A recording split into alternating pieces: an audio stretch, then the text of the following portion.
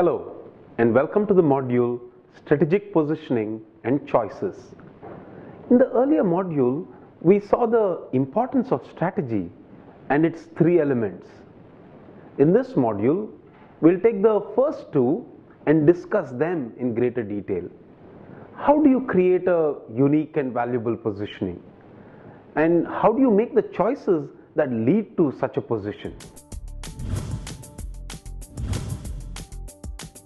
At the end of this video, you will be able to describe cost leadership, differentiate between cost leadership and differentiation strategy, and explain focus as a strategy to create competitive advantage.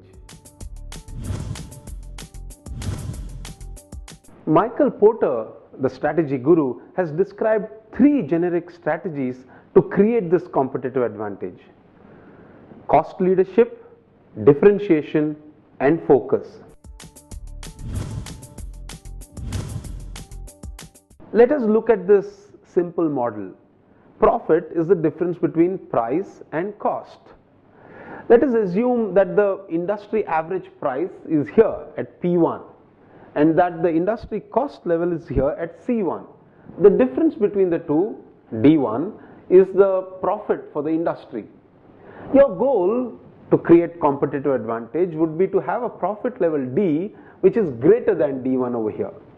Cost leadership, as its name suggests, is about creating a unit cost lower than that of your competitors. Typically, cost leaders aim to have the lowest cost in the industry, say C2.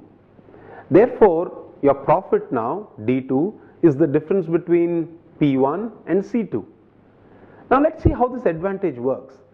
Because your D2 is greater than D1, which is the industry average, you can now afford to bring your prices down.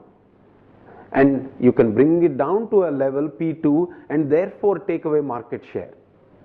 In the airline industry, a few years ago, Air Deccan launched its services as the lowest cost provider. And they competed against more premium services like Jet Airways and Kingfisher. Because of their lowest cost, they were able to price their services low and gained a lot of market share. Note that cost leadership doesn't necessarily mean lowest price provider. It is only the lowest cost. Many low cost or lowest cost providers actually charge higher prices than some of their competitors. Low cost is a difficult strategy to achieve because it requires the company's entire set of activities to be aligned to achieving this low cost. In the later session on implementation, we'll take an example of how such a low cost strategy can be implemented. The second strategy, differentiation, is almost the opposite of cost leadership. Here, a company tries to create a position where it can charge a greater price than that of its competitors. This is often by creating a whole set of value to the customer so that the customer is willing to pay that higher price. Let's go back to the airline industry example. Kingfisher Airlines came in as a premium provider of services competing against Jet Airways. It tried to charge a higher price to customers by creating a whole set of new features in its product. Its business class seats had wider legroom, the food was much better, the buses that took passengers around were more luxurious. Using these features, they tried to position their price at a higher level than that of their competitor. Often, trying to create this differentiated set of features means that costs will be higher, that better food obviously came at a slightly higher cost. But differentiators don't mind. Their goal is to create this premium positioning so that the customers are willing to pay more, often for these intangible soft features like brand. The third strategy is called focus. Those who adopt cost leadership or differentiation typically try and cover large parts of the market. Focus players, however, choose small parts of the market, either by customer segment or geography or product, and focus only on those parts. They try and differentiate themselves because of this focus, their specialization in that segment or market. Let us go back to our airline example. Recently, a joint venture between the Tata Group and AirAsia has announced that they would enter the market and focus only on the tier 2 and tier 3 towns, the small towns which have small airports, as against most of their competitors who address most parts of the country, including the metros. Now, having chosen to focus on these markets, AirAsia has to decide whether they want to be a cost leader or a differentiator within that focus segment. And obviously, in this case, they would choose cost leadership because their competition in many cases are going to be trains and buses, and therefore they need to have a price and cost structure that is lower than that of this competition. Some of you may be wondering, the first two examples I gave you, Air Deccan and Kingfisher, have actually failed today. And that's also an important point to note, that the choice of strategy that you take is not something that stays forever. Others will try and copy you.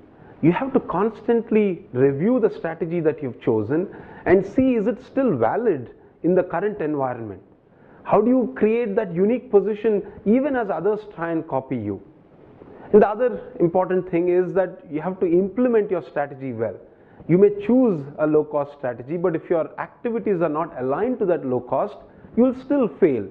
And that's exactly what has happened in the case of both Air Deccan and Kingfisher, where they chose the right strategies for their market but failed to implement it in the proper manner. And their failures tell us that the right choices are not sufficient. Implementation is as important. We'll go through this in more detail in the last module.